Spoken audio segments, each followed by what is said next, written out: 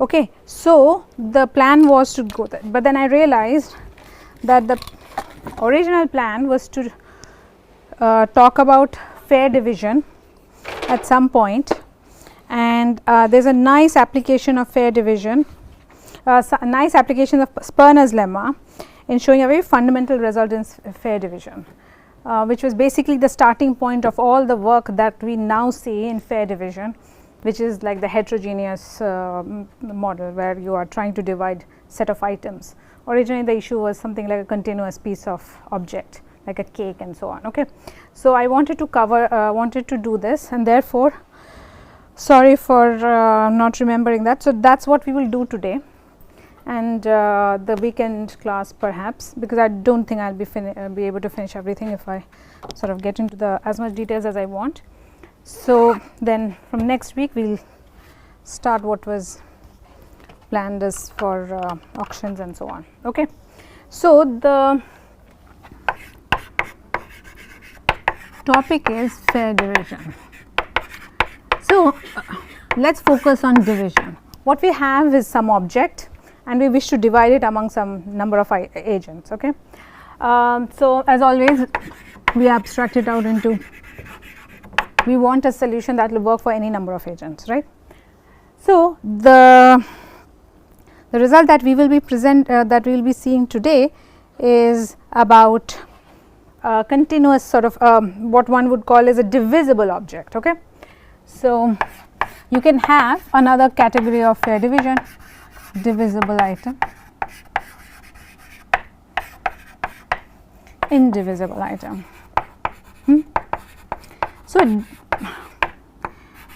So, a divisible item is something like a cake. So, you have why do we call it divisible item? Because a piece of cake, a cake can be divided into as many smaller pieces as possible, right. Like as thinner your knife can slice, the smaller and smaller the piece can be, right, versus an indivisible item like what? Any object that if you split it, it makes no sense, like a chair, a table or any other thing, right.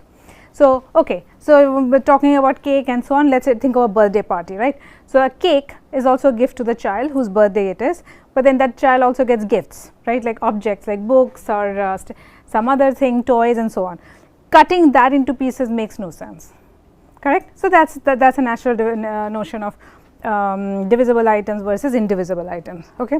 So, the first the problem about divisible item is almost of historic importance, because the question of dividing objects, divisible items such as property, in particular land, right, it is a topic of importance and significance for all of humanity since time immemorial, right.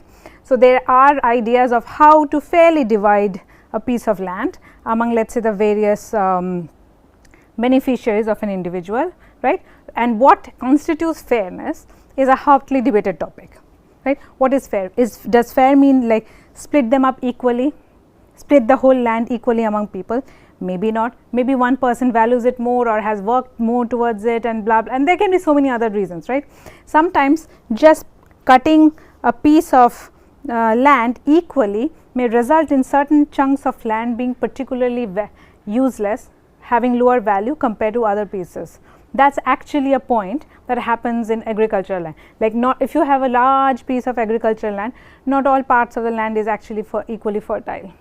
Sometimes positionally they are some are positioned in a way which is economically detrimental versus some portion of the land may be economically more viable and so on. In that case, splitting it equally may mean that one person really gets a lower valued piece versus another person who gets a higher more valuable piece, even though the size is same, even though size is equal. Okay. So, this is what constitutes fairness, what definition is, there is no one single universal definition, that is why the topic is even interesting. So, people propose different definitions and say why this is a meaningful definition, why it does something more, something that the previous definitions did not capture. Okay. So, this is how the subject goes. All right. So, one fundamental, okay. So, we will talk about divisible items the research on indivisible atom is just sort of roaring, and it started fairly recently compared to this, and there is a lot of research work, active research work going on and so on, and we can talk about this as part of some student presentation and so on.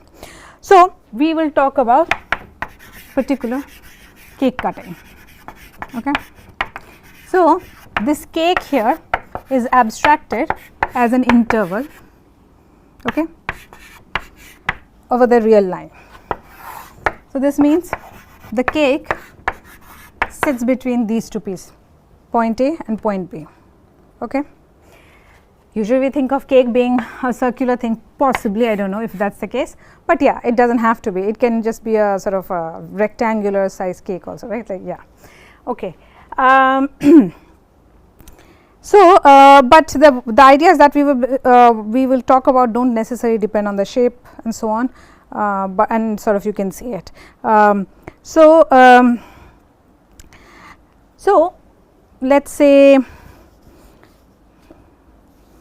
okay, and n players, n agents as always. Okay. Now, for each agent,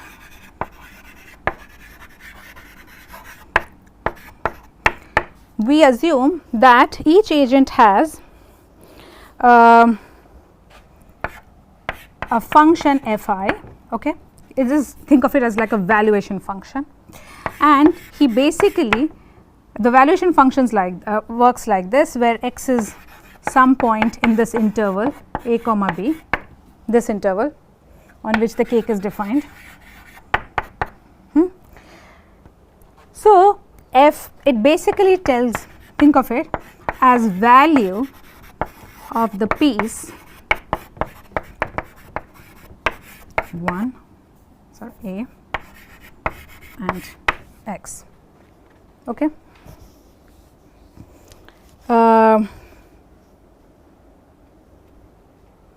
Sorry, inclusive.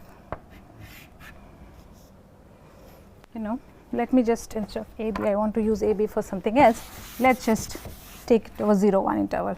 I hope you understand like why it makes no sense, no difference rather, if changing from a b to 0 1, right. The a to b thing can be mapped 0 1, okay, base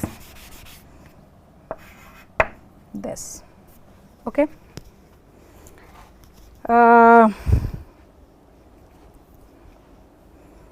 Value of the piece 0x for agent I, okay, correct. There is no reason to think that f I should be actually same for all agents, it could be different, okay. So, this is a function, okay. So, what are we assuming? So, f I is defined over this thing, real valued, and f I is continuous. Why do you think we need this? This is a very important assumption somehow. Why, rather, why do you think this is needed?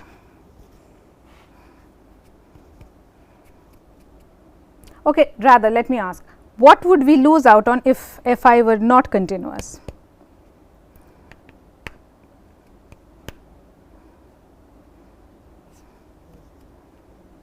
Adding a small amount of piece can lead to. Sorry? Adding a small amount of, like arbitrarily small amount of piece. Adding? Like, adding to whom? suppose I have 0 comma x. Okay. And I go from there, I go from 0 comma x to 0 comma x plus epsilon for arbitrarily Okay. small epsilon. So, for arbitrarily small epsilon, the increase in value can be very large. Okay. But does continuously prevent a value from being very large, because the function f I could be having a large jump, right. The point of continuity is that there is no break.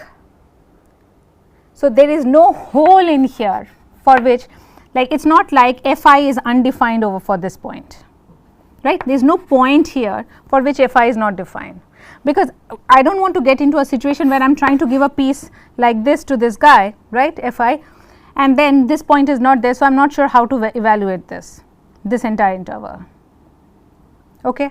So, in a sort of a continuous type of cake cutting type of thing, we assume that it is sort of every sort of fi is defined over all possible all intervals. So, the moment I feed this value x, it basically you are talking about a particular interval starting from 0 and x is the rightmost endpoint, right. So, there is no x for which there is a point which is undefined. There is no x where fi of x is undefined, correct. All right. Okay. So, mathematically the analysis can't quite go through if you do not have this particular this thing, okay, assumption. Okay, what happened? Need it. Okay, let me also define this. I am just going to use some basic probability definition and concept, okay, and so these are available in any textbook, but I just need it. So, let me just talk about it now and we will see if you do not understand, look it up, if you do not just come back to me. Okay. Okay. Now, I am also going to assume for any interval, okay, 0 1 mu I of A, okay. So, mu I is this probability measure, okay. So, it is again the value I assigns to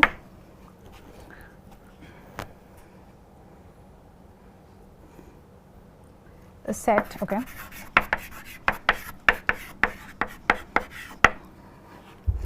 Now, in particular, if A is a closed interval a b, the relationship between mu I and this is,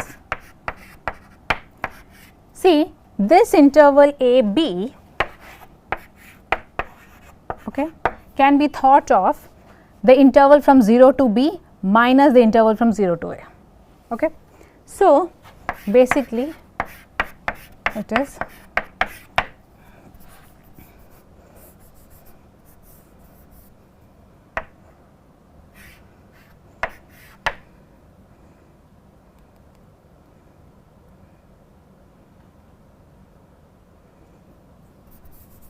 I don't know why they are doing this, but okay. Okay. Okay. So, this is the definition and mu I is a probability measure. So, there is a proper mathematical formal definition for what a probability measure is. So, I do not want to go into this because that sort of I have to all kinds of algebras and so on and so forth, but this is what we will think about. Okay. So, when I give mu I and apply it to an interval, what I am basically seeing is the difference in the fi values over the two endpoints of that interval. Okay. All right. So, now, let us start with a definition of one possible definition of fairness. Okay. We say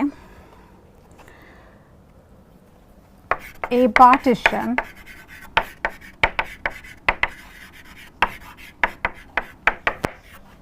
so you know what a partition is, right, of the 0 1 interval when broken into n pieces, disjoint pieces, subintervals. Okay. 0 1 is called fair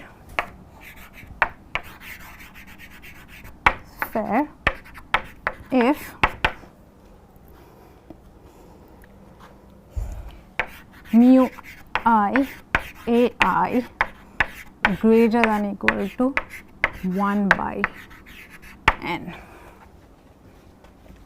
Okay. All right. Why do you think this is a notion of fair, or does it seem fair to you? I mean, does it, what does it capture is rather, what do you think this definition is trying to capture for all I? Yes. everyone gets better than the Yes, that is correct. Okay. Okay. So why is this the average?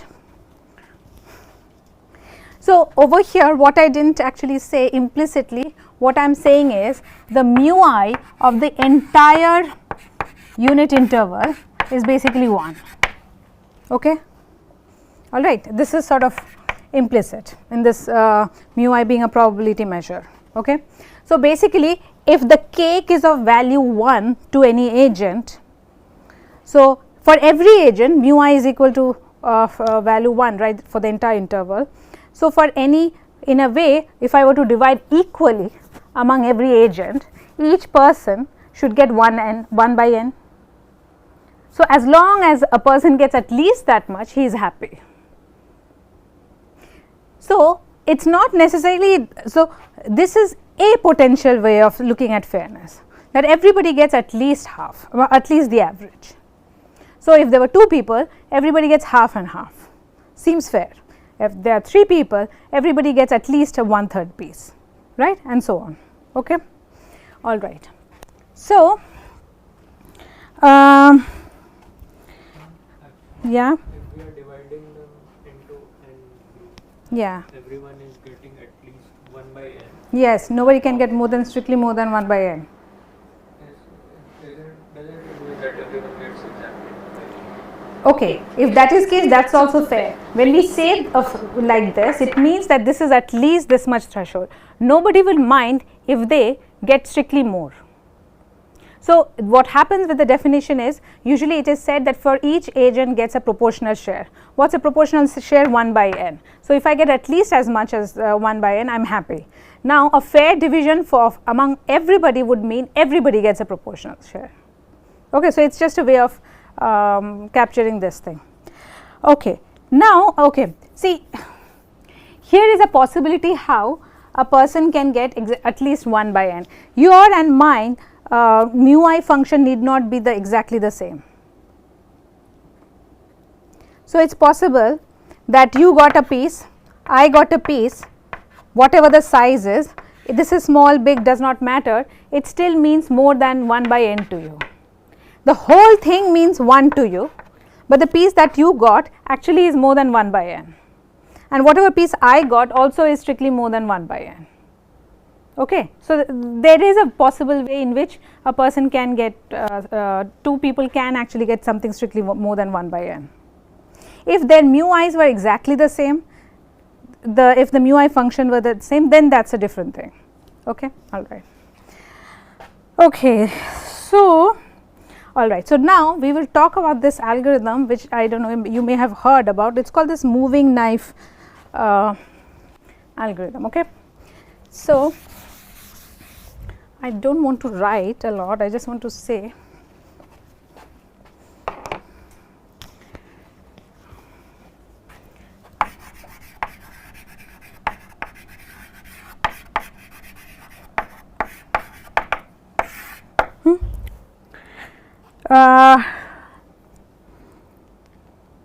So okay, so the point is, suppose let us talk about 2 people situation, and then we will generalize to multiple people. So I am cutting the cake, it is happening between 2 of us, and then we will include Mohana in this third person. So I am cutting the cake, I am basically moving my knife across this. Okay, I start from 0 and I am moving my knife, it is as if I am moving in an infinitesimal sort of a progression. Okay, that is important, and then I am going to basically hit this and stop. But the first time that for you this threshold gets crossed, you find a piece, the first time I go to a part where this is of value more than 1 by n for you, you ask me to stop. Okay, over here is n is 2 actually, because we are talking about 2 agents. So the moment I cross over piece where the value of this from 0 to this is greater than half, right, you stop and you get this space, whatever is left is mine. Okay. So for 2 people it's simple, it's bit like I cut, you choose. The person who is cutting does not get to choose first, the other person chooses first. Okay. What if the valuation for your piece is not at least half? we will see why that will always work. Okay. So, now let us talk about what happens in 3 people case. I am doing the same, I am again moving the knife across. The moment I cross a value where this piece is at least 1/3 for any one of you, that person says stop. Okay. So, that it may be that it crosses that threshold for her first before you. So, she will say stop, okay, and then she gets that piece. I continue from that point onwards now, except that. So, once this is taken away, right, what is left is what? 1 minus 1/3. So, there is 2/3 piece left. Now, again I do the same thing. Now, again you say stop when it crosses 1/3. Okay.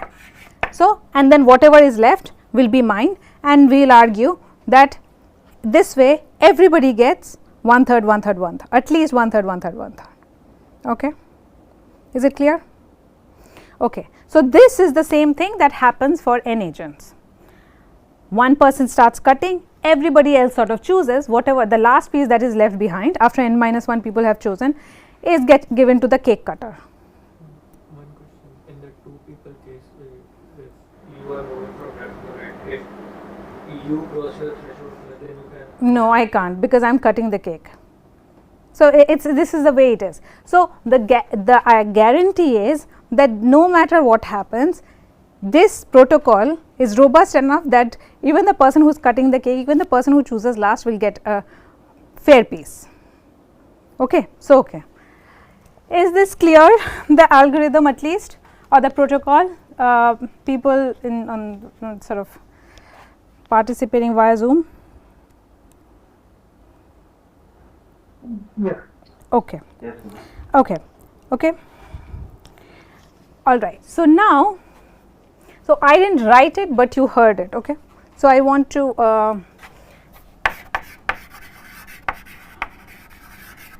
do not want to write a lot, then it, okay, I obviously will write what is needed, but okay. Now, with respect to this moving knife protocol, we will define this object called the safe strategy.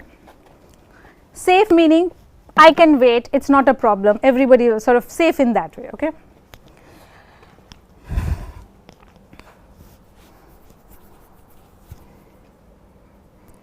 Okay. Safe strategy for I. Okay. This is defined, I am going to write it precisely so that, and then we will talk what it means deductively. If n is equal to 1, there is one agent, there is nothing to share, take the whole cake, right? It is fair?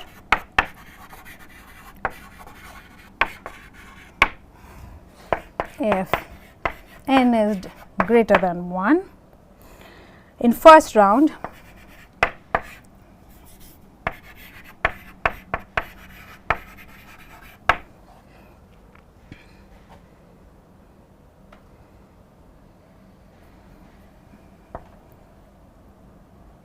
I should say stop the moment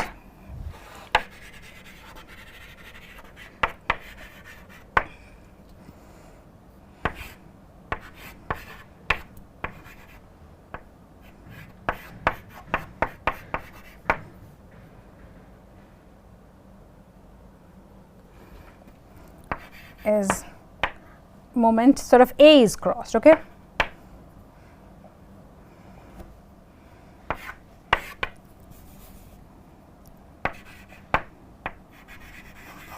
So, you stop at the moment where this condition is met for the first time. Okay. Let us write it equal, because it is a continuous division, you can actually identify exactly the point where 1 and arbitrarily close to 1 by n is attained. Okay. All right. Now, suppose we are talking about this agent I, right. Now, if before I somebody else's pieces else's threshold is met, right, prior if, I don't know why they chose to rotate this, okay, somebody else yells first,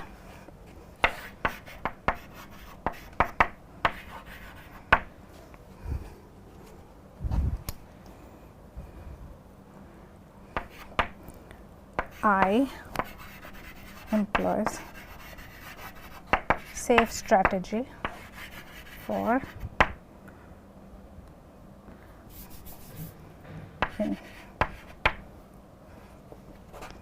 n-1 player game of dividing remaining.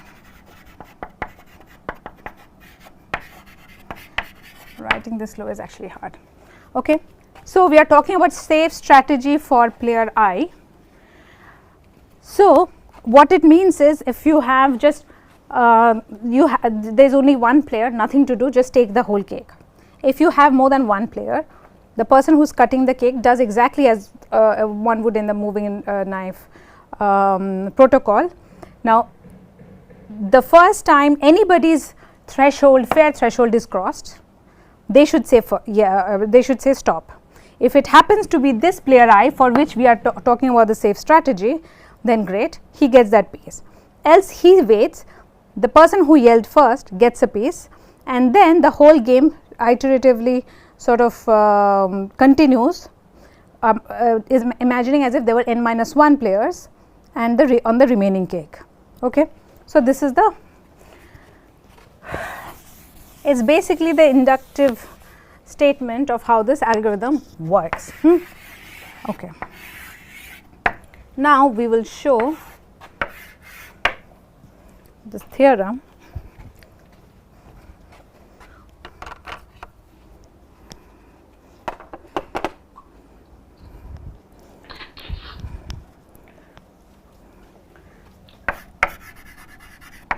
I have a question regarding the Yes. protocol. Yeah. You have given the safe strategy for I. Suppose if n greater than 1, the condition is met, where I reaches its proportional share first. Then how does the game proceed for the others? Okay. So, talking about everyone's allocation. yes. So, this is defined for the safe strategy for player I. So, it is just saying that what is safe for, like you basically fix a player I and you are just saying that if there is only one, I is the only player, then he gets the whole cake. If player I is not, there are other players, then you do the moving knife protocol and player I can wait. It is safe for player I to wait until his 1/nth piece is obtained. So, the algorithm is the one that moving knife I said, that everybody, the moment anybody is 1/nth threshold is crossed, they say stop, they get the piece and the algorithm and the problem follows from that point. Okay. So, what we are defining here is the sort of the correctness of this protocol in yielding a fair allocation, and in order to do so I am saying what is a safe strategy for player I. Okay. So, this is just saying that player I will have to wait at most n steps before he gets his piece of cake, and if he waits using this rule, then it is safe. I did not prove why it is safe, I am just calling it safe. This is just a definition. Okay. No, he was saying what is like when you have this case when n is greater than 1, somebody else takes the cake, right? And so then eventually I gets to this cake, what happens to like I plus 1, I minus 1 and so on, right Sanjay? Yeah. So, when I gets the cake, what happens to other people? Okay. So, think about the moving knife protocol as being the union of everybody's safe strategy. Is it not? Fine, yeah, I understand. Yeah. So, this is the thing. So, I suggested a protocol, now I am trying to break it down into what is actually happening within the protocol from the perspective of each player. So, that is what that definition of safe strategy is. Probably best to call it just strategy for I. Safe is a bit sort of biased in it. Why is it safe? We will just see why. Yeah. I heard also in the n-1 player game, still the players are looking for 1 by n and not 1 by n-1, right? So in the remaining cake, so they will be looking for whatever is left over, and they are now dividing. So yes, this is why I wrote it this way. You are now thinking, because one player's threshold has been met. Okay, fine. This is important. See what happened when we were doing the 2 cake thing. I was moving the knife, you said I take it, then once you took it, there is only one player left, right? Me. So I take the cake. When there were 3 players, that's what happened basically. I was moving this knife, the first person, Mohana I guess, said that okay, stop, she gets a piece, then I do the same thing, I again start moving the knife, you say that okay, the first, I always get to sort of choose last, right. So you said that I am going to stop, right, and then you took the cake, so one was left, so I take it, right. The second part after she took, it was basically a game between 2 players, okay. All right. So, okay,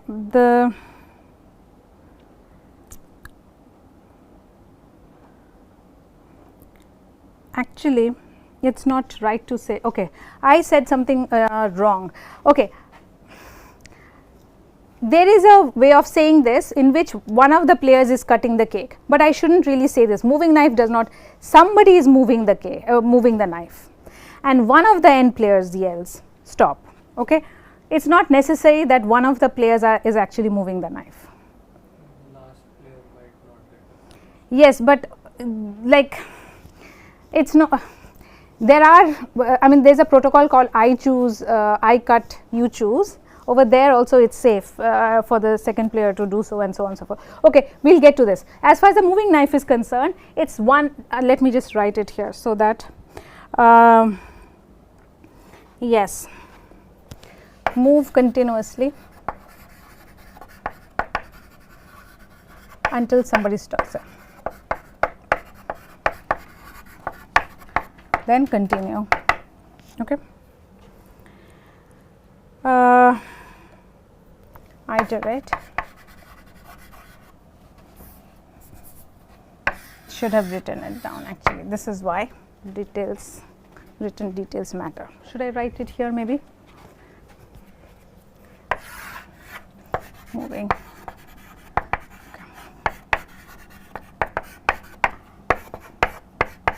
move continuously,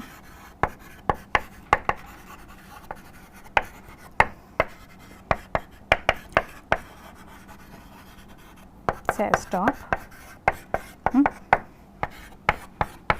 iterate over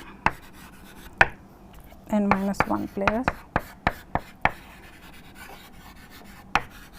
Okay, now I see why the confusion. Remaining cake. Okay. All right.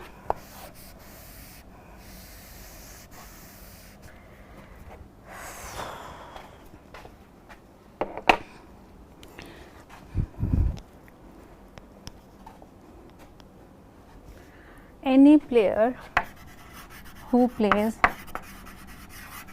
safe strategy is guaranteed to get, so 1/n of value of the whole cake. So I have assumed that the whole cake's value to me is 1. So 1/n basically means I will get the value 1 by n, but it could be that okay, the value is something more than, it can be scaled up to some other larger number, but the point is you will get at least 1/n fraction. Okay. All right. So how do we prove this?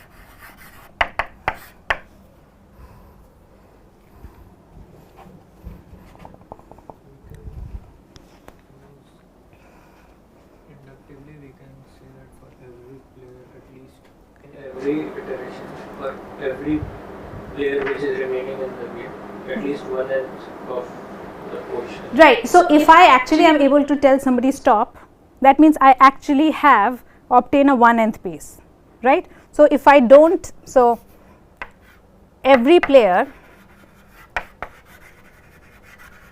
gets 1nth piece or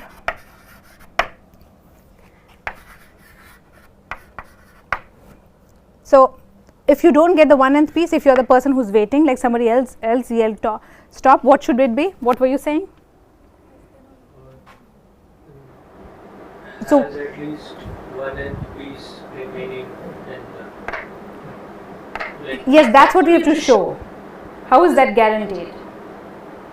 If I did not yell 1 by n, if I did not this thing, so how much did this get divided?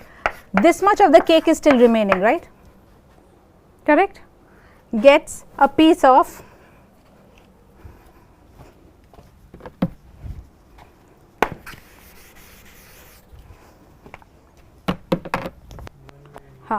a piece of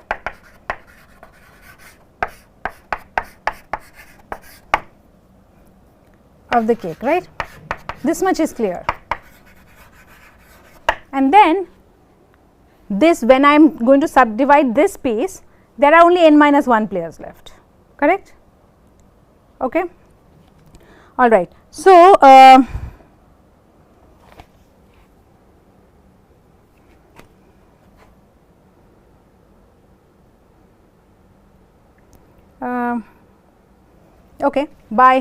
okay, by induction. So, okay, maybe it is easier to write it this way. I don't know, it is probably the same thing to me. I mean, for me it is easier to imagine this way, but okay, perhaps it is easier to visualize this. This is the, so either this 1nth or you are basically waiting for this rest of the piece. The whole piece is of value for you is n minus 1 by n, correct? Okay. So, by induction, so okay, of course, the base case is again 1 and so on so forth. So, by induction hypothesis, I assume that this is always possible to do for higher values of I. For some value of I, it is possible to do this a safe strategy. So, you apply induction hypothesis on the number of players n, for n equal to 1, it is always safe, you will get the whole cake.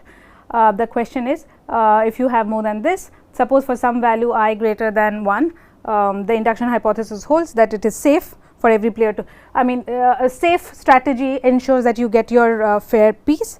So, now for the larger value of this, what should it be? Just tell me what is, how do I complete this argument? Suppose induction hypothesis, suppose there are 10 players and each player has a fair share. So, each of the remaining each of those n minus 1 players would get a fair share, right? Okay, this is would receive fair share, but now fair share is about this piece, right? Fair share of the cake. So, it is, this is the remaining piece divided by n minus 1, right? So, I am basically applying the induction hypothesis on this piece, because there are only n minus 1 players left. Okay. Therefore, which is 1 by n of the original cake. Okay. All right. Any question?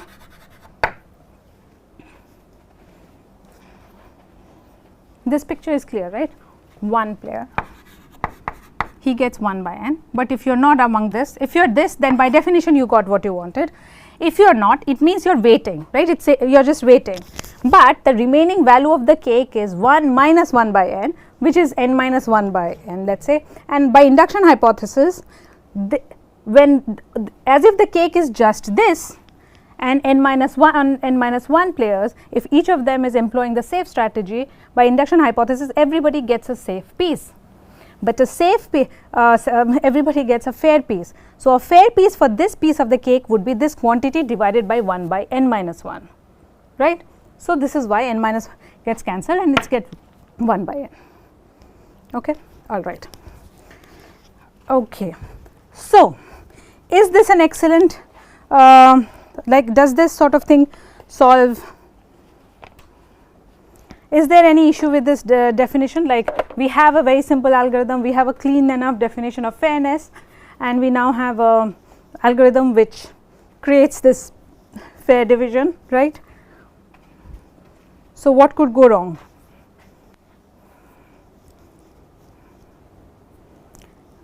Anybody? You want to take a guess? I mean, the most obvious question would be, perhaps there are situations in which this could be one requirement of a fair division, but there could be other notions of fairness. In particular, this notion of envy, that yes, I got a piece which is at least 1 by n the value, 1 by nth value of the whole piece. However, the piece you got, I like it strictly more than I like the piece I got. Okay, that's envy then. So, I am envious of you. Again, if you go back to this examples of property, inheritance and division of property, this envy that sort of results from property division among siblings is very problematic. It creates so much tension and so on and so forth, right. So, people have actually written philosophical treatises, I mean, they are religious texts and other thing about how to fairly divide assets among people. Okay. So, one of the things that has often come up is this sort of notion of envy, that everybody sort of gets something beyond a certain threshold, but still they are envious of the other person's piece, because somehow they think that is of much higher value than what they got, right. Because this is just saying it should be 1 by greater than 1 by n. Maybe somebody got exactly 1 by n and another person got much larger than 1 by n. Okay.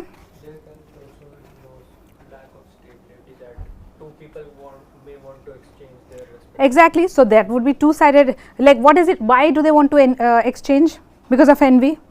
Yes, of course, there can be two, there is no reason to say why they can't, there is not you know that two people may not envy each other, right. So, okay. So, I am going to write on this, okay. Let us leave that for some time. So, can you come up with an example where that happens?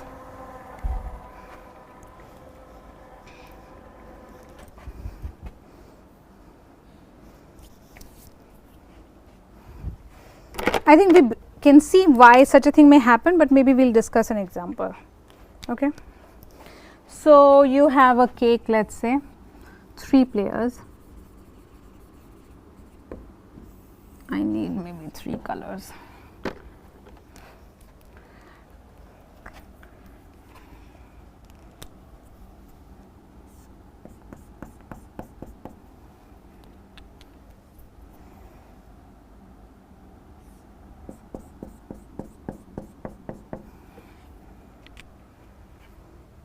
Okay.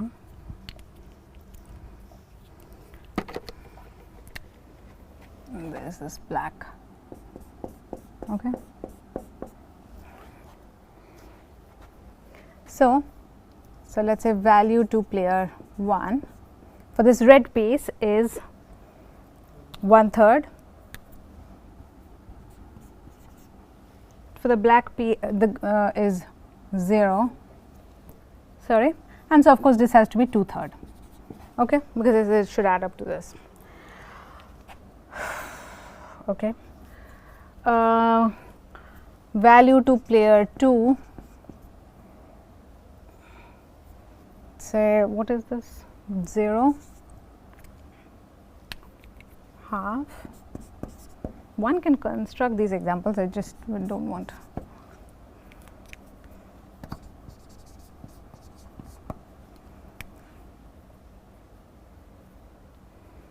Zero,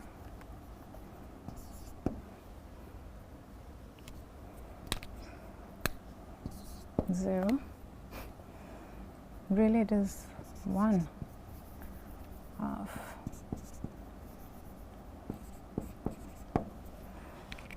Okay.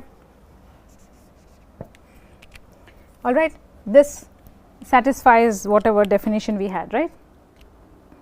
Okay. Over here, suppose, so 1/3,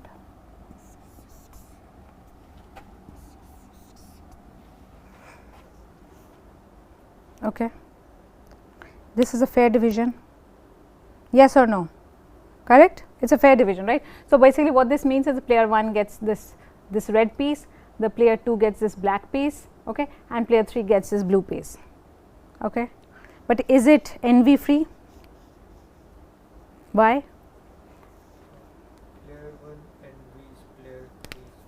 Player 1 envies player 3 because to him this person got a value of 2/3, right. Okay. Any other problem?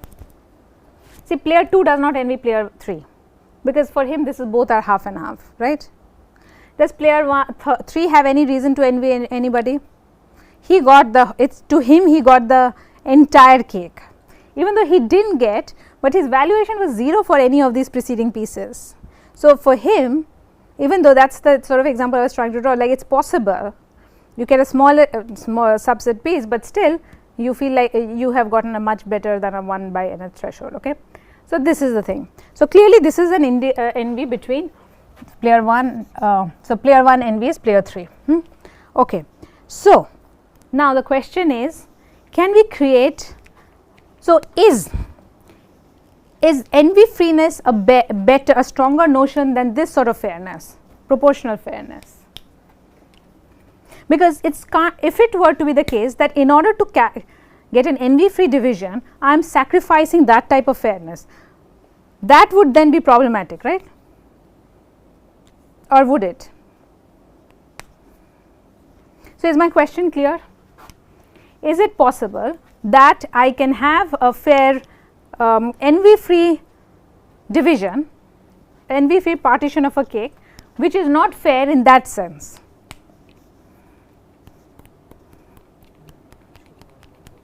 Why?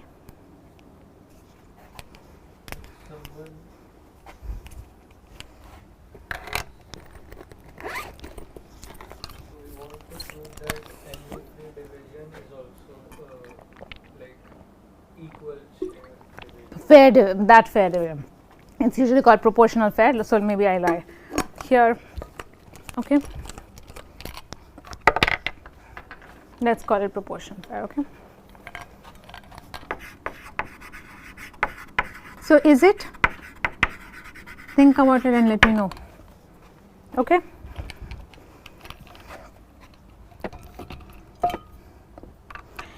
Okay. You can say that if the share is not proportional, then it's not envy free. If the, okay, how? If the share is not proportional, then there is a person who has got strictly less than 1 by n valuation. Then that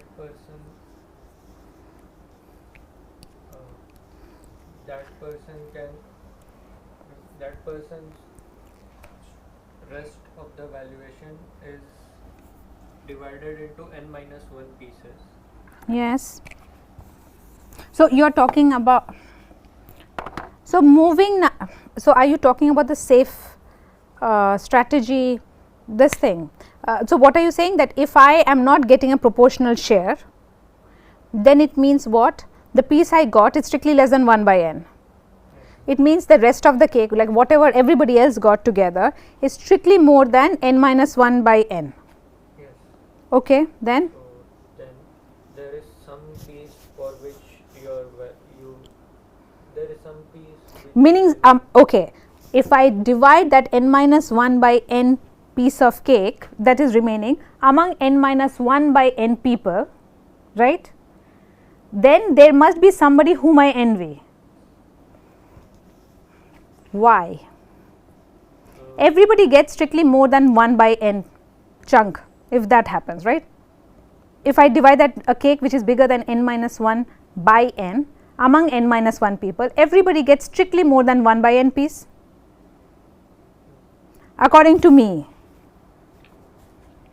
But that is true, but why is that n?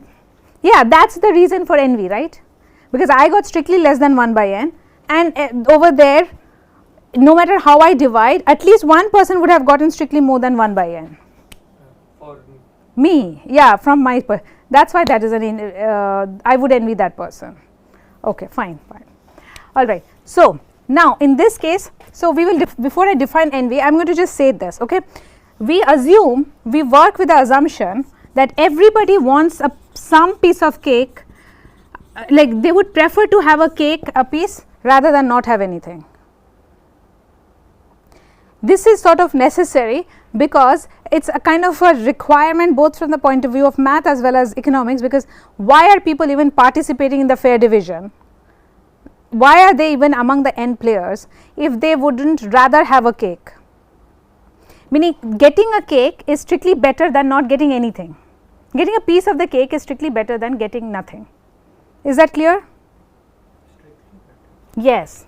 So, let me I am going to write it. See, if it is equal, getting or not getting, then I may as well not participate in. So, or rather the person who is doing all this division, those people can get together and remove this person from the whole thing and just do the cake division among n minus 1 people. Chances are they are going to end up getting a larger piece than if they include that nth person. Correct? Yes? Okay. So, there are several ways of thinking about this. It is sort of, it is like an axiom of voluntary participation. You are participating because you realize that you will get some value out of this cake. It has to be not getting anything is same as not participating, right. So, it is sort of this. I am going to write it for each of the n people prefers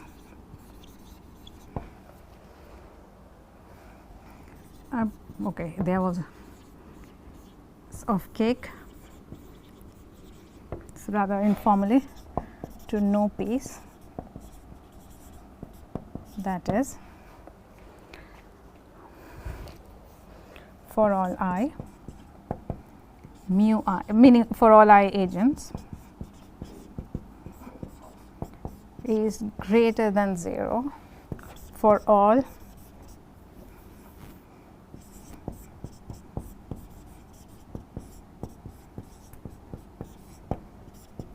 okay, for all non-empty intervals of 0 1.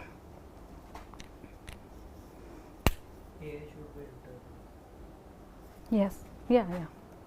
Meaning because the cake is an interval, right? I mean cake is a whole thing. So, you want a piece would be an interval here, right, for any non-empty interval. If it is empty, then mu I on an empty set is 0. A probability measure on an empty set is 0. Okay. So, I need it to be for any non-empty interval, mu I of A is strictly greater than 0. This is an assumption that we take. Okay. Therefore, okay. In the context of the above example. Which example? No, it's true about sort of cake cutting in general.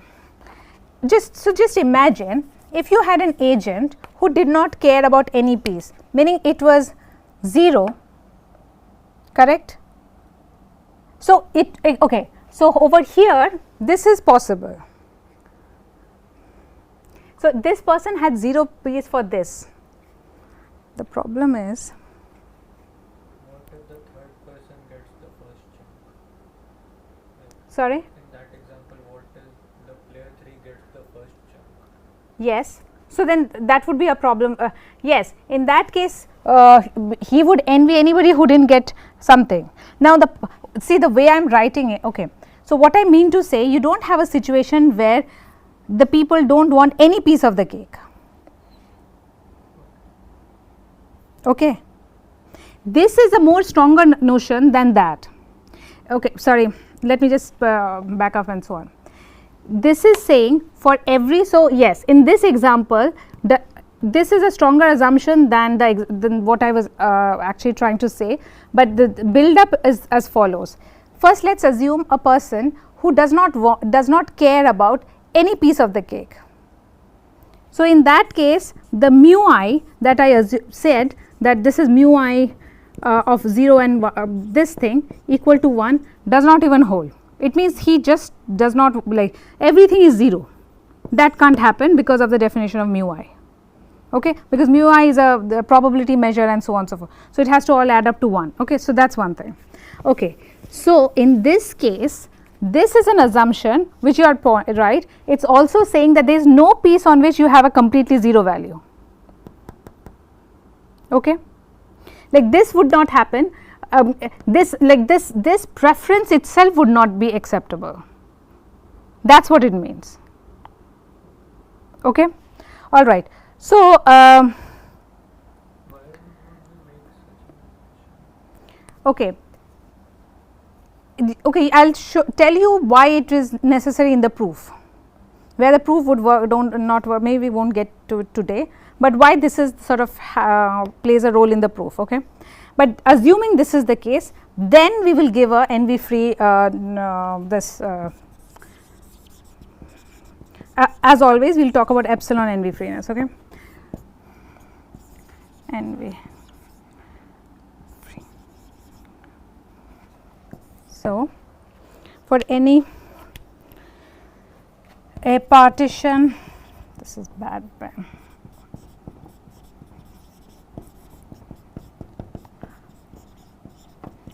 Epsilon NV free if for all agents I, all pairs of agents, okay,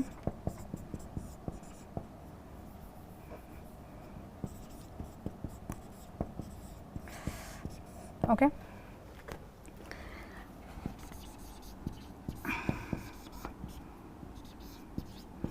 this means agent I's valuation for the jth guy's bundle is at most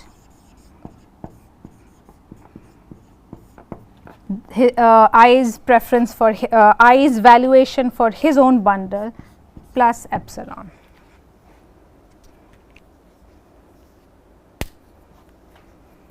So, if epsilon was 0, it would be what is ideally called NV freeness, that everybody values their own bundle at least as much as they value anybody else's bundle, right.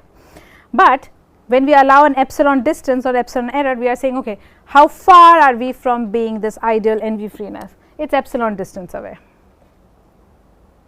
Does there exist examples where NV freeness is not possible? It is okay. So, just to give away this thing, in cake cutting type of thing, in divisible fair division under reasonable assumption, you can always create an NV free allocation.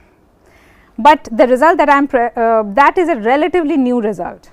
It was presented in the people proved it sometime in the last decade, but this notion of NV freeness has been around for a very long time, and people wondered whether it is actually possible to have a finite protocol in which an NV freeness NV free solution can be actually obtained.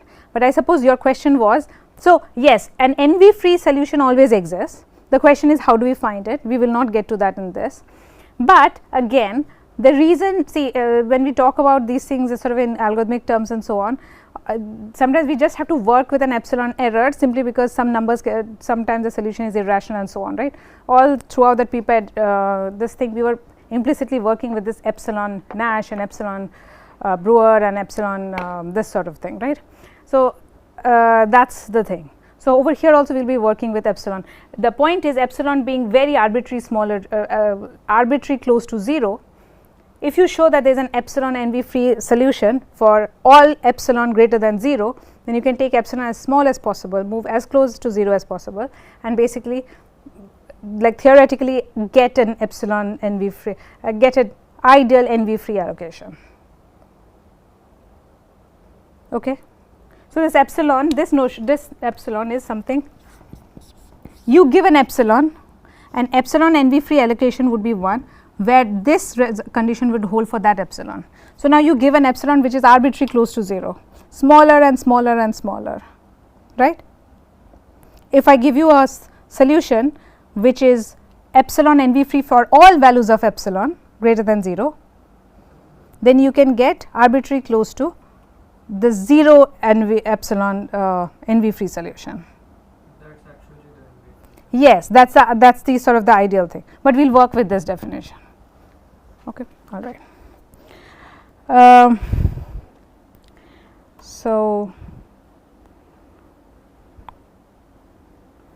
So, okay. Now, in order to prove this, this is where, how am I doing time wise? Okay, good. So, I have half an hour. So, now I can get to what I wanted to, where we kind of have to go, which is, see, the proof of this. So, okay, let me just write the theorem that I want to show.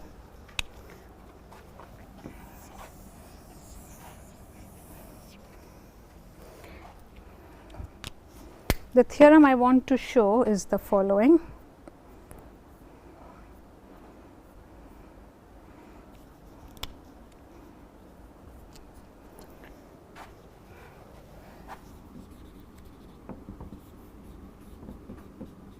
F I, that function f I by which I was defining this, okay, f I is strictly increasing and continuous.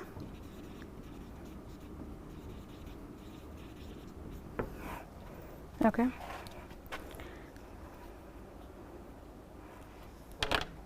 Yeah, of course.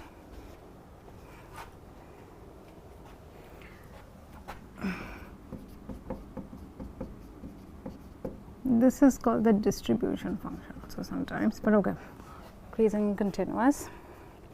Then there exists an NB free partition.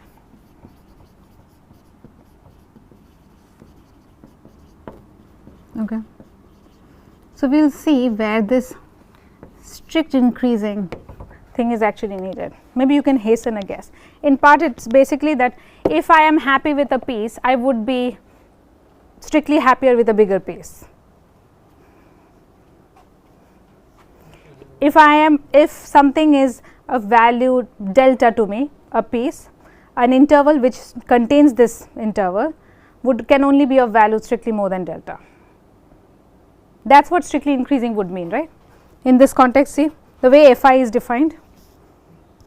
Otherwise, there will be a chunk for which the vibration will be. Yeah, like it sort of would mean it like came down, like this one was delta, but a bigger piece has come down, or it has remained at delta. It means what? That extra stuff, extra subinterval is of value 0, which contain this goes, and coming down would be even more problematic to manage. So, the proof actually uses this proper condition, it plays a role in the proof, okay, and I will point out when we do it. Now, this proof is what, this is via Sperner's, okay. Now, I do not know, okay, before anything, this is an existential result, okay. So, we are saying that there exists such a piece. If we could use Sperner's lemma constructively, then perhaps we could find this solution.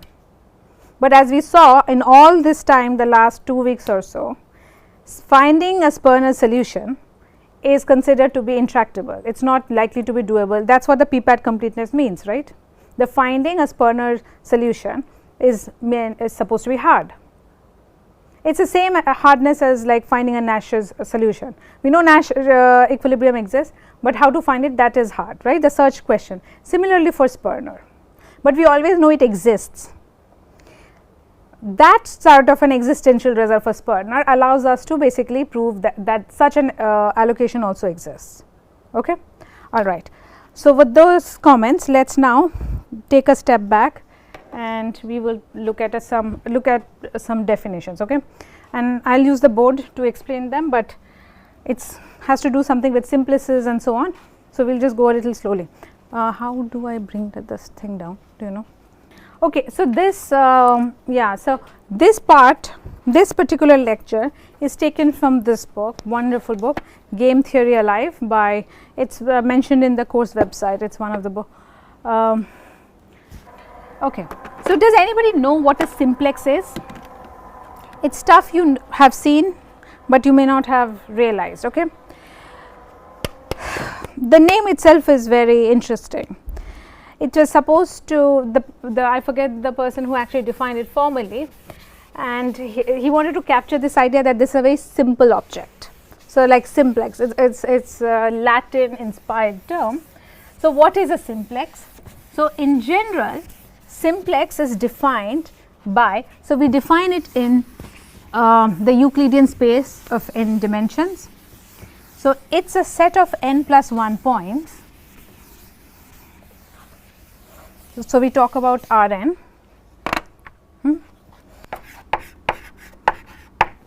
N simplex would be some, let us say we take n plus 1 points which are all in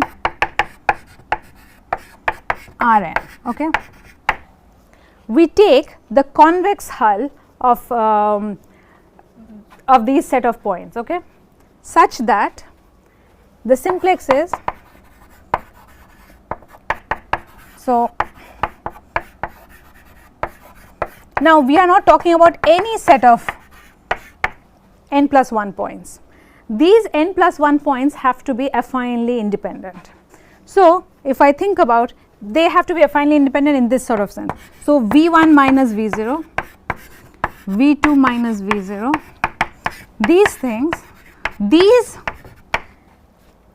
are now n points when I take V1 minus V0 and V2. Okay, by the way, in my head I think of these things interchangeably as vectors. Okay. So, sometimes instead of saying points I will say vectors, but please make the necessary adjustments. I mean, I am not to confuse you or anything. If you are confused, just stop and ask. Okay. So, if these points are linearly independent in Rn, you know what linearly independent is, that a linear combination of this does not evaluate to 0 unless all the coefficients are zeros, right. If that is the case, then the convex hull of these points is a simplex, it is an n simplex. Okay. So, make that adjustment between an n simplex is defined over n plus 1 points. Okay. So, that is the thing. So, now can you tell me, so okay, I will tell you. So, one simplex,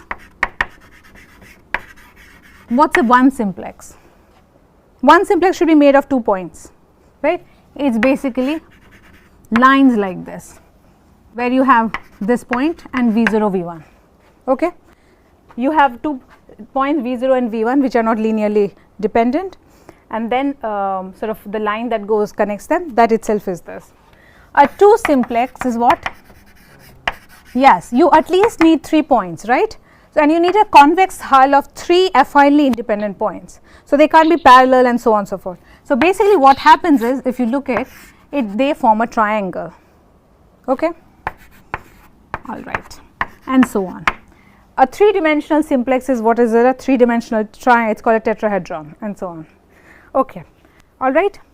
So, this is a simplex. A face of a simplex is the convex hull. So,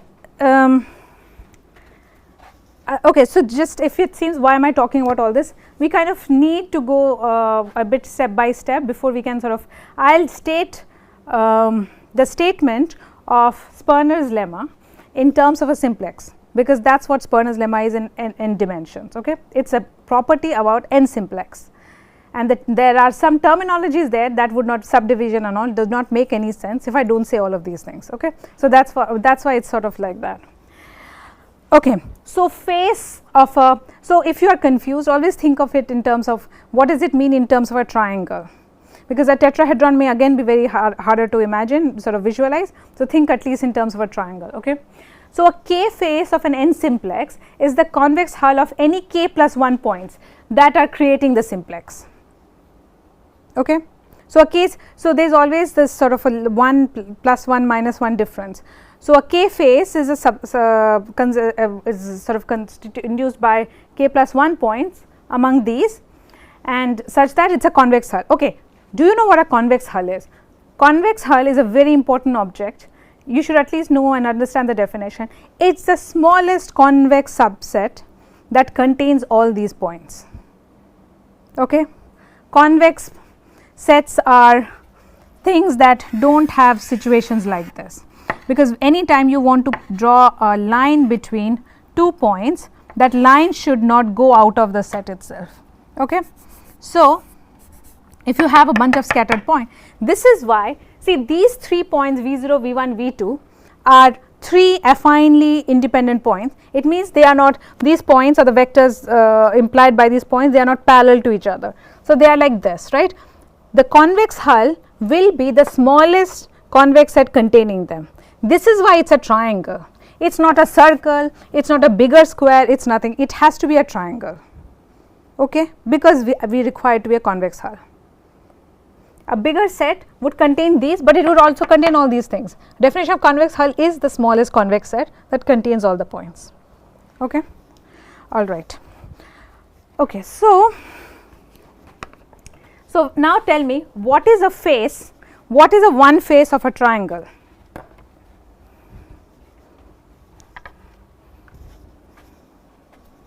One face of a triangle will contain what? 2 points. 2 points of these base this thing such that, and the convex hull of 2 points, right. So, it should be these lines, basically the edges of the triangle. There is also a notion of 2 face of a triangle. What is the 2 face of the triangle?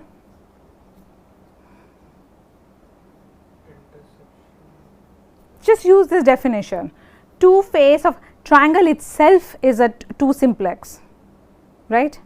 So, the 2 face of the triangle would be that whole triangle itself, correct, because the convex hull of the convex hull itself, like the whole, this itself satisfy the definition of face, right. So, this is the whole triangle is a 2 face and one edge is a 1 face. Each of these edges are 1. Okay, what is a 0 face? Yes, individual vertices. All right.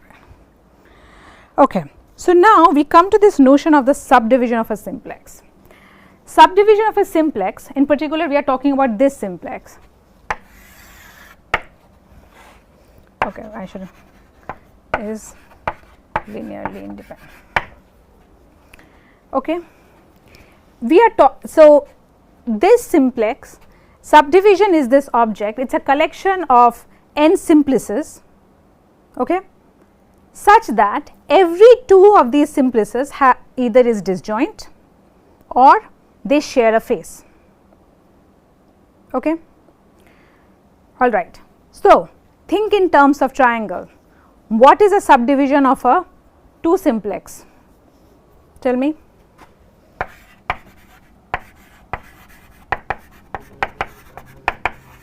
Louder. Yes, exactly, because it's literally the subdivision of an n simplex is a collection of n simplices only, right. So, it has to be a collection of triangles only. A subdivision of a triangle is a collection of triangles which has some additional properties, either it is disjoint or it shares a face. So, when I subdivide it, see, this is why you have, this is sort of the triangles we will create, okay, like this, right. I am not in particular, I am not sort of creating a triangle like, let us say, yeah, let me try to create a thing which is not a valid subdivision, okay. So,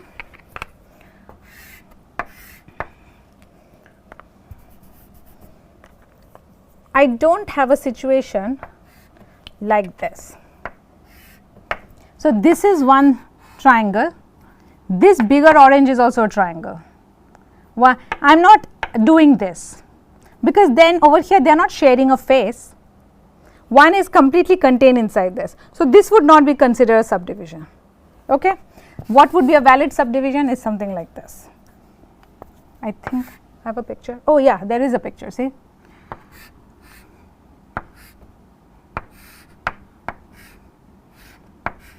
This. So, this one and this one, okay, this one and this one, let us say, does not completely disjoint. This one and this one shares a face.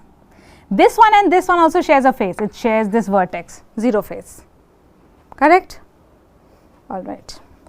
Okay. So, this picture, yeah, so the reason I am using the slides is because there are some really nice pictures. This is a smaller which I could not possibly have presented, like drawn on the board. Okay. So, now even among the faces, we make a distinction among what we consider the outer face and an inner face. Okay. So, an outer, we will get to this. Okay.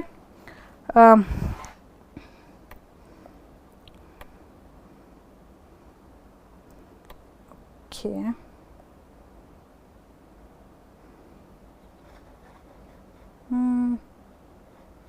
What happened?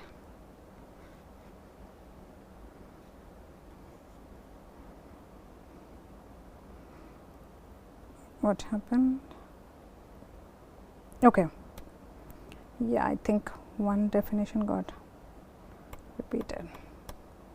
Okay, right. So, we define an outer face.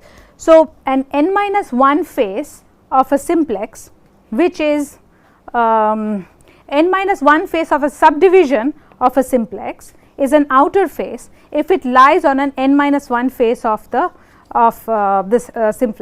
simplex. Okay. So, let us take this example of a triangle. Okay. So, what is a outer face of a 2 simplex? Yeah, give me a sort of a description of what would be an outer face of a 2 simplex.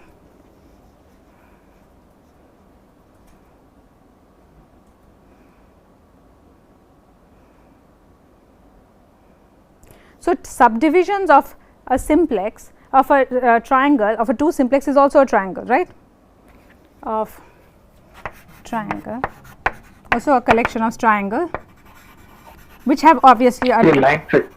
Yeah. Sorry, Sanjay? It's a line segment. Line segment where? The outer face of a triangle. Yes. So, it's an intuitive thing like this, the 3 lines that create the triangle and the outer face would be a face on this thing, like these pink lines that I have drawn, okay, not this pink line. Okay. That is what it means. Okay. So, okay, because in part because what is an n minus 1 face of a triangle? Right, line segment, right. So, an out of it, this is particularly easy to see. Exactly. The first thing is we are talking about a subdivision that lies on the line segment that draws the triangle. Therefore, it has to be these smaller faces. Everything else is called an inner face. Okay. Okay, so we will get to these additional properties later, but there is something to be kept in mind. We also can talk about a subdivision of a face. Okay. So, what do you think should be the subdivision of a face? Like, think intuitively. Subdivision of the entire simplex intersection that face. Yes, exactly. The subdivisions of the simplex that contain that face. That is exactly what this definition is. Okay. So, delta 1 is a subdivision. So, I am going to write it just a word. Subdivision of the simplex that contain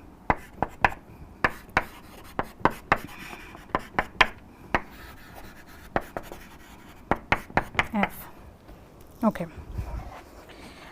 All right. Okay. Now, this is where it sort of starts. Okay.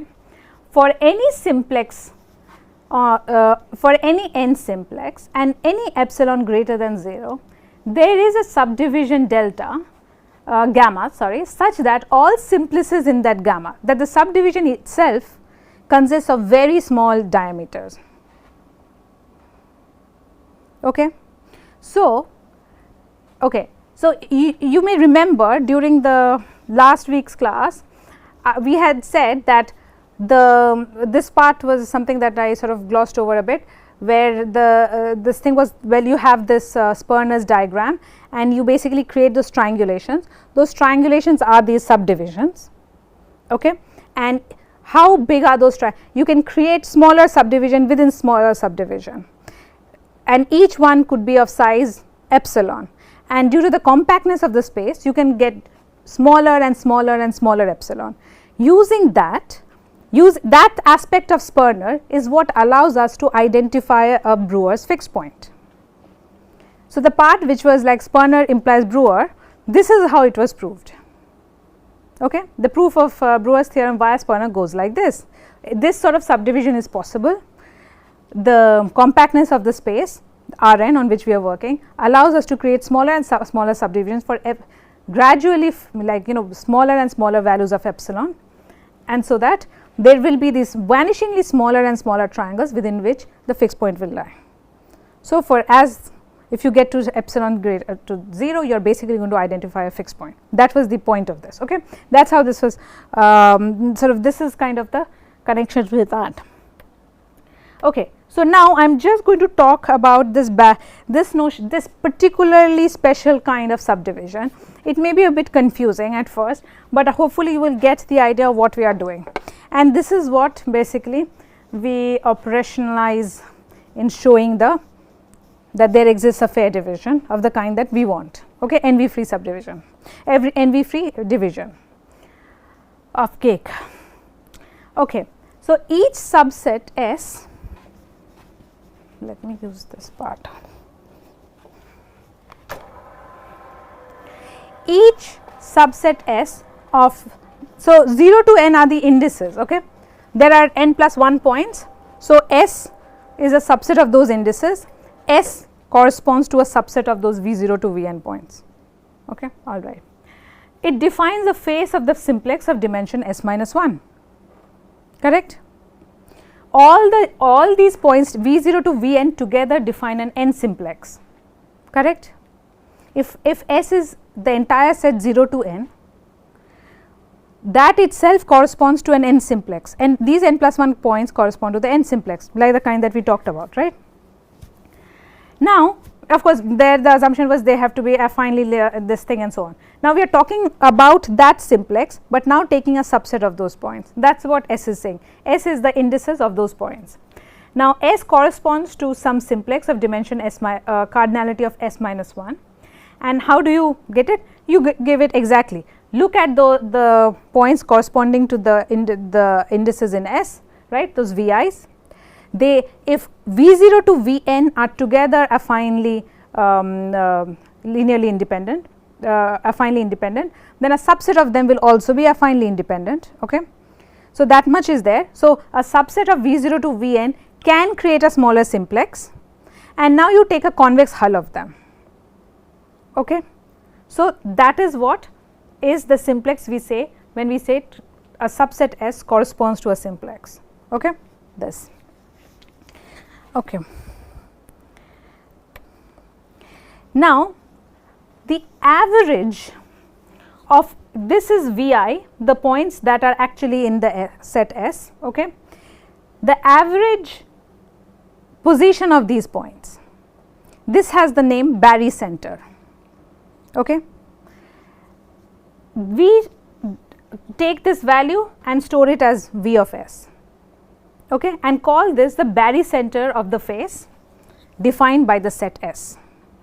Okay, this is a definition. I mean, you may have seen barycenters before and so on, but this, yes, there are lots of notions of these points that are have particular geometric importance. Centroid, geoid, barycenter, like these different things have different meaning, and sometimes you have to work with one versus the other. Okay. A barycenter and the centroid is the same. Okay, yeah, centroid is also the average of the points. Yeah, okay. Yeah, I guess the name. So, any number of points can have a centroid. You do not need them to be linearly affine or anything, right?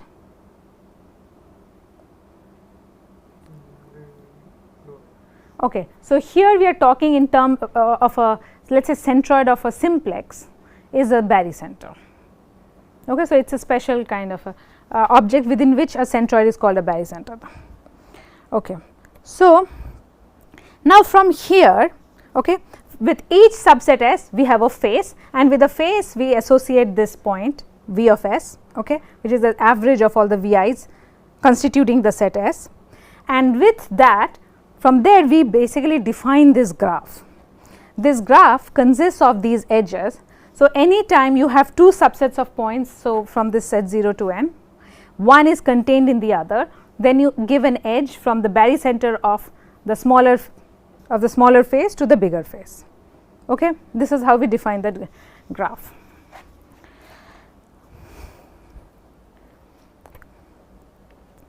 Okay.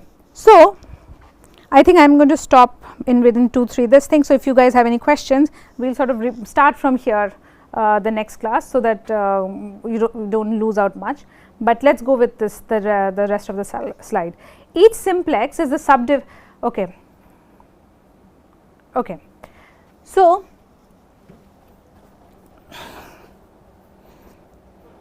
okay. Okay.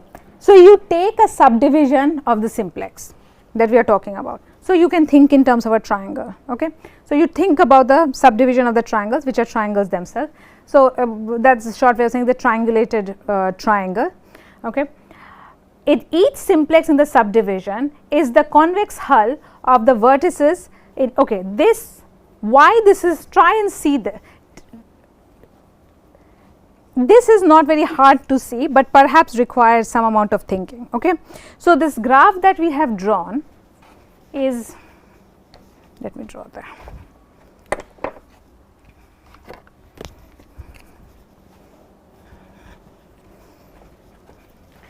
So, let us say I have, and so on, right. So, with each corresponding to this, we have these points, the barycenter points, and we have edges like this, correct, right. Okay. So, now notice there is also an edge from Vs0 to Vs1, because S0 is a subset of S1, S1 is a subset of S2, and so on, correct. So, you have these sort of cascading things. Okay. This is the graph we have drawn. Now, each simplex in the subdivision of this original simplex, okay, is the convex hull of the vertices. So, convex hull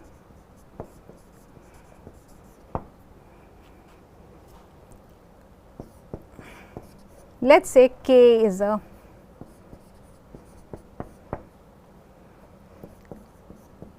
a clique in, this is the graph, and obviously there are lots of misses. This is a maximum clique, maximum, okay, maximum.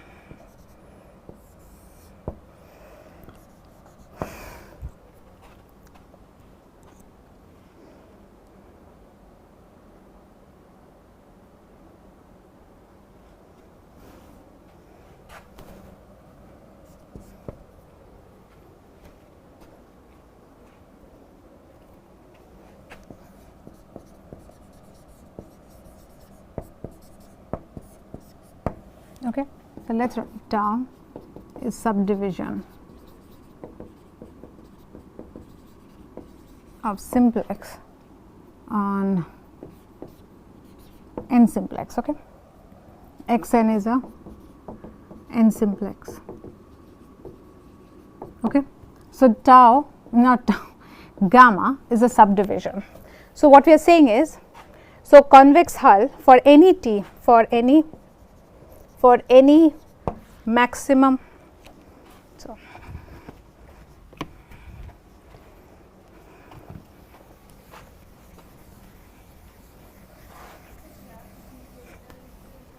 I am writing it properly. Wait.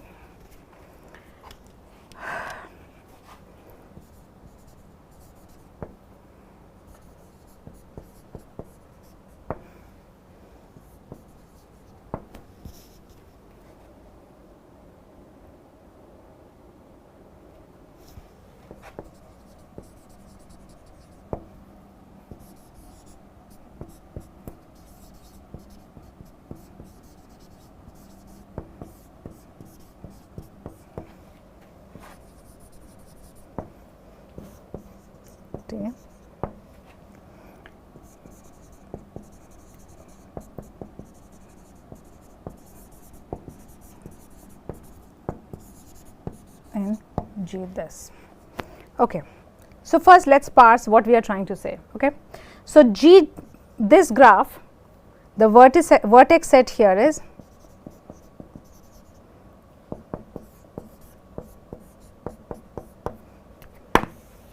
what are the vertices of this?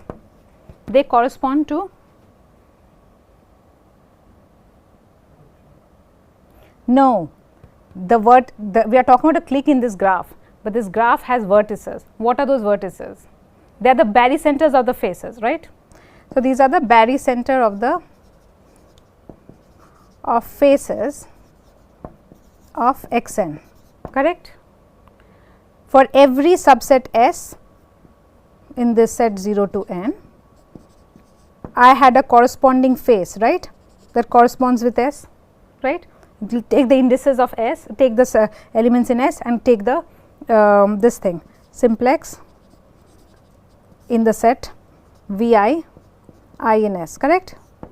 This is how I described the face corresponding to S, right. So, a face is also a simplex, a smaller simplex. From each of this, I defined this vertex V of capital X, which was the barycenter of this face, correct. So,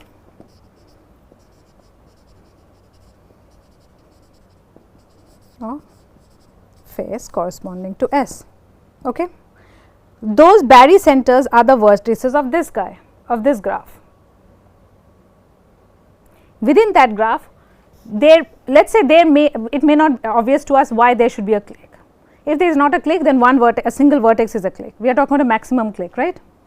So, whatever it is, all we are saying is whatever is the maximum clique, each of such cliques correspond to a subdivision, right. This subdivision is that of the original simplex x of n. So, in terms of a triangle, the subdivisions are triangles themselves, these smaller triangles, right. Right. The triangle was made from V0, V1, V2. You can think about all possible subsets of this. How many subsets can you have? 2 to the power 3 minus 2, because if you do not take the empty set and the full set, right. So, basically 6. So, one is a V0, just V1, V2, V0, V1, V0, V2, V2, V1 and so on and so forth. Now, all of these S's correspond to a set and correspond to a face, right, and that face it corresponds, when I say face I am talking about a face of the simplex. So, S corresponds to a simplex and that simplex is defined by like this, but okay, whatever, it is a simplex, and from those simplices we are taking the barycenter and on that we are drawing the graph. Okay. So, try to see. Let us stop here because rest I think. Okay, all right.